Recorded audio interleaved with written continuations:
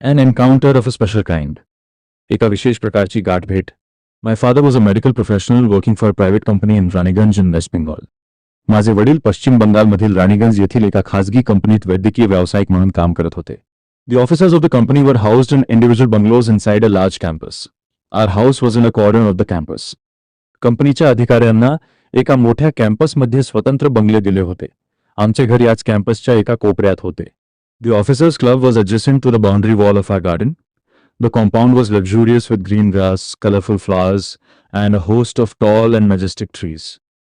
आमच्या बागेच्या संरक्षक भिंतीला लागूनच ऑफिसर्स क्लब होता. हे आवार हिरवेगार गवत, रंगीबेरंगी फुले आणि अनेक उंच व भव्य झाडांनी नटलेले होते.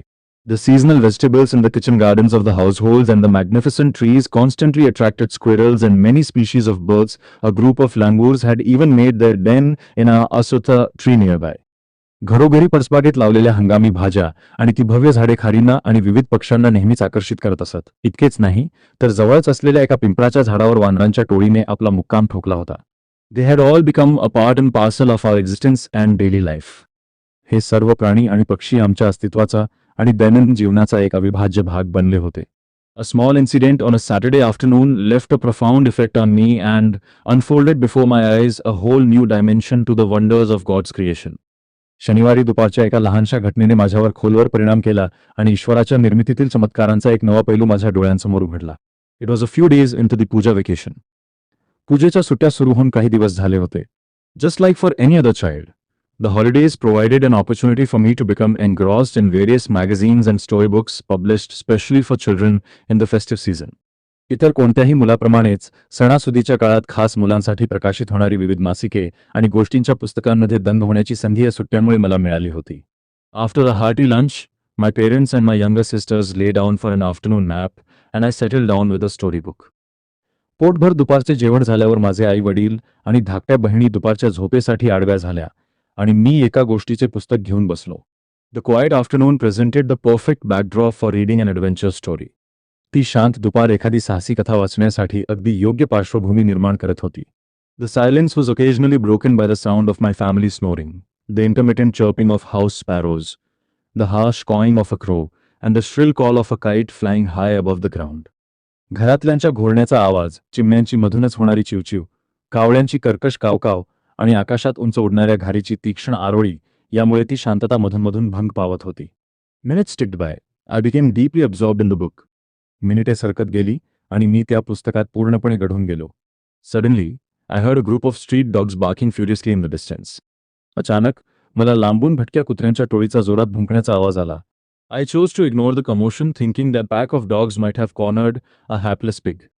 त्या कुत्र्यांच्या टोळीने एखाद्या बिचाऱ्या डुकराला घेरले असेल असा विचार करून मी त्या गोंधळाकडे दुर्लक्ष केले. But soon the barking became louder and more aggressive, and the alarmed cawing of a flock of crows added to the cacophony. I also heard the disturbance approaching closer. पण लवकरच तो भुंकण्याचा आवाज अधिक मोठा आणि हिंसक झाला. त्यात कावळ्यांच्या ओरडण्याने आणखीनच भर पडली. मला तो गोंधळ आता जवळ येत असल्याचे जाणवले. Curiosity got the better of me. Leaving the book aside, I rushed to the veranda to see what was going on. माझी उत्सुकता शिगेला पोहोचली किंवा मी कुतूहलावर नियंत्रण ठेवू शकलो नाही. वाचा असलेले पुस्तक बाजूला ठेवून नक्की काय चालले आहे हे पाहण्यासाठी मी व्हरांड्याकडे धाव घेतली.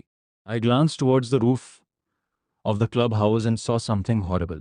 A big male langur, apparently the native of its group, was holding a baby langur in his hands and mercilessly biting it all over with a definite intent to kill. Me club हाऊसच्या छताकडे पाहिले आणि तिथे एक भयानक दृश्य दिसले.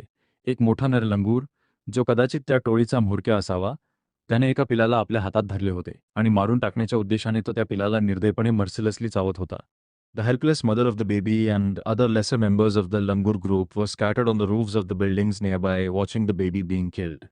त्या पिलाची हतबल झालेली आई आणि वानरांच्या टोळीतील इतर दुय्यम सदस्य आजूबाजूच्या इमारतींच्या छतावर विखुरलेले होते आणि त्या पिलाचा जीव घेतला जात असताना हतबल होऊन पाहत होते. I recalled the terrible custom in the animal clan according to which a dominant male usually does not allow another male baby or adult to survive within its group. मला प्राण्यांच्या जमातीतील क्लान त्या भयानक प्रथेची आठवण झाली, ज्यानुसार एक वर्चस्व गाजवणारा डॉमिनंट नर सहसा त्याच्या टोळीत दुसऱ्या कोणत्याही नरपिलाला किंवा प्रौढ नराला जिवंत राहू देत नाही. Without losing any time, I gathered a stout stick in one hand and hurled a piece of stone at the marauding langur. The langur was so infuriated that it hardly took any notice of my assault. वेळ न घालवता मी एका हातात एक मजबूत stout काठी घेतली आणि त्या हल्ला करणाऱ्या मारोडिंग लंगूरच्या दिशेने एक दगड भिरकावला हर्ड. तो लंगूर इतका संतापलेला होता की त्याने माझ्या या हल्ल्याची असॉल्ट दखलच घेतली नाही. But then I started throwing more stones.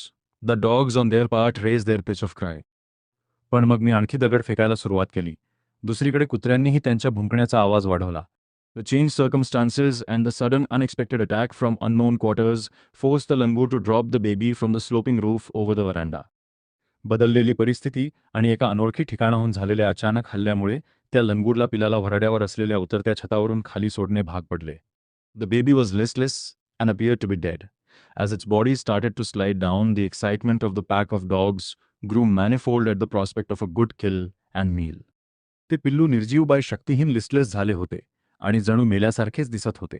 जसे त्याचे शरीर छतावरून खाली घसरू स्लाइड डाऊन लागले तसे शिकारीची आणि जेवणाची संधी प्रॉस्पेक्ट समोर पाहून कुत्र्यांच्या टोळीचा उत्साह अनेक पटींनी मॅनिफोल्ड वाढला. I manage to catch hold of the baby langurs tail just as it tipped over the edge of the tiled roof. The baby appeared inert and lifeless. It was indeed a male baby. कौलाई tiled छताच्या टोकावरून खाली पडत असतानाच मी त्या लंगूरच्या पिलाची शेपटी पकडण्यात यशस्वी झालो. ते पिलू अगदी हालचालहीन आणि निष्प्राण वाटत होते. ते खरोखरच एक नर पिलू होते. By this time, my parents and sisters had come out onto the veranda and were witnessing my rescue operation. Some of our neighbors had also gathered in the distance. या वेळेपर्यंत माझे आई वडील आणि बहिणी व्हरांड्यात बाहेर आले होते आणि माझी ही सुटका करण्याची मोहीम रेस्क्यू ऑपरेशन पाहत होते. आमचे काही शेजारीही थोड्या अंतरावर जमा झाले होते. I took the baby langur to our backyard and gently laid him on the floor inside the poultry coop. His body was full of deep bite marks and scratched. Blood was oozing from some of the wounds. मी त्या लंगूरच्या पिलाला आमच्या परसात backyard नेले आणि कुक्कुटपालनाच्या खुराड्यात poultry कूप त्याला जमिनीवर हळुवारपणे झोपवले. त्याच्या शरीरावर खोल जखमा आणि ओरखडे होते. काही जखमांमधून रक्त वाहत होते. The baby remain motionless. My father provided first aid to clean the wounds and stop the bleeding. I was relieved to find out that the baby was breathing even though his breaths were shallow. ते पिलू अचल होते. माझ्या वडिलांनी जखमा साफ करण्यासाठी आणि रक्तस्राव थांबवण्यासाठी प्रथमोपचार केले. त्याचे श्वास जरी मंद असले तरी ते पिलू श्वास घेत आहे हे पाहून मला खूप दिलासा मिळाला. Splashes of cold water made the baby stir, and after a few shaky attempts, he sat up. He was in state of shock and started trembling like a leaf in the wind. थंड पाण्याचे हबके मारल्यावर पिलाने थोडी हालचाल केली आणि काही धडपडीनंतर ते पिलू उठून बसले. ते धक्क्याखाली होते आणि वाऱ्यातल्या पानासारखे थरथर कापत होते.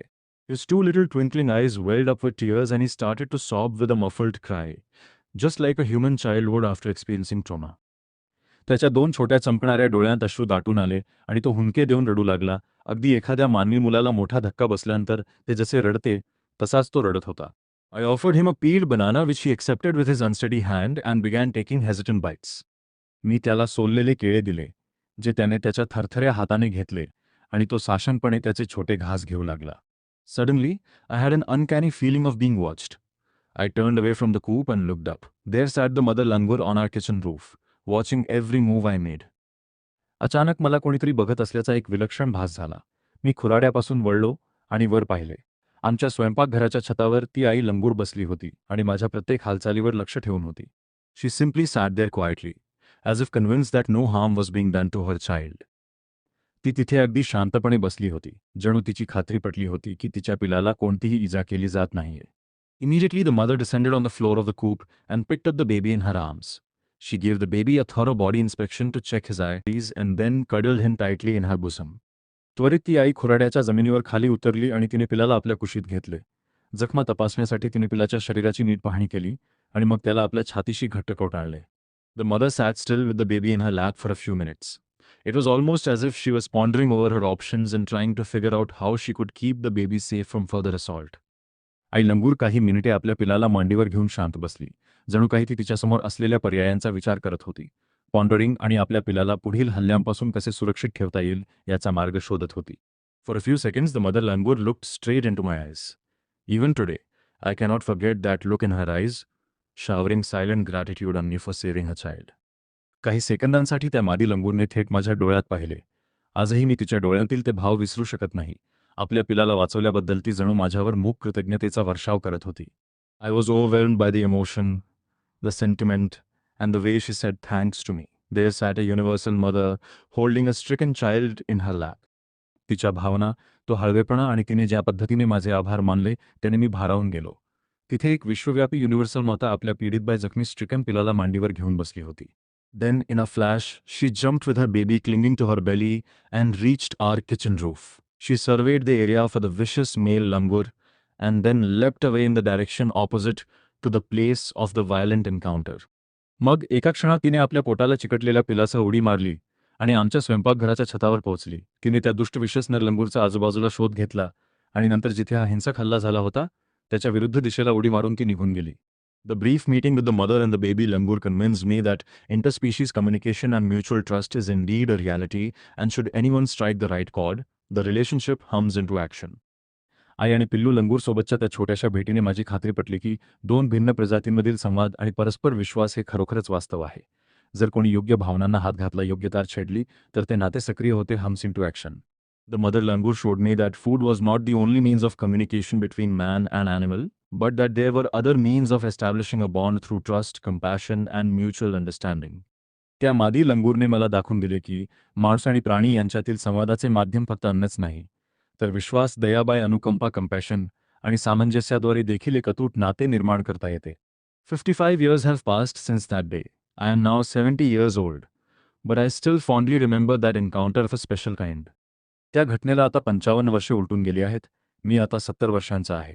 पण तरीही मला त्या एका विलक्षण भेटीची encounter of a special kind आठवण अगदी प्रेमाने येते.